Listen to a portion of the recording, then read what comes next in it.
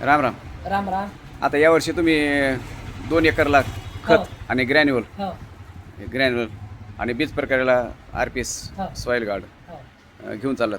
बरं गेल्या वर्षी काय केलं तर? खत तर नव्हतं गेल्या वर्षी केलं. खत नव्हतं नेलं. हां ते आरशेपचं नेलं, शाळेत तर नेलं. हां तर मला रिझल्ट आले म्हणून त्यामुळे मला वाटलं आता सगळं तुमच्याकडून न्यावं. सगळं हो, सगळं. म्हणजे आता विश्वास बसला. विश्वास बसला म्हणजे 100% मला आधीच नव्हता विश्वास. किती फरक पडला होता ऊसाला तर, आपल्या कापसाला? तर एक 10 क्विंटल वाढला होता. वाढला हा, होता 10. किती एकरमध्ये? 2-2.5 एकर मध्ये वाढला. मग दर हे आता जे 6 बॅगचं आहे का आता हे हा, चाललं का हा. तेवढ्याच राहणार तो वाढला होता.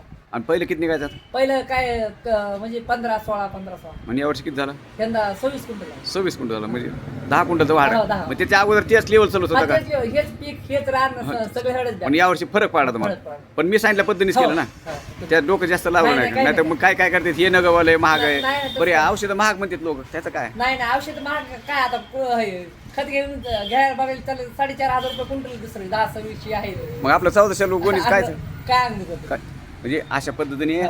आता हे शेतकऱ्याला अनुभव आलाय बरोबर. आणि मी सांगितल्या पद्धतीने केलंय बरं. आणि त्याला रिझल्ट आला. आता 10 क्विंटल जर वाढ 17,000 झाला ना, हो. औषध आपलं किती झालं तर 4-5 हजार झाला हो, समजा. 4,000. तर धन्यवाद आल्याबद्दल.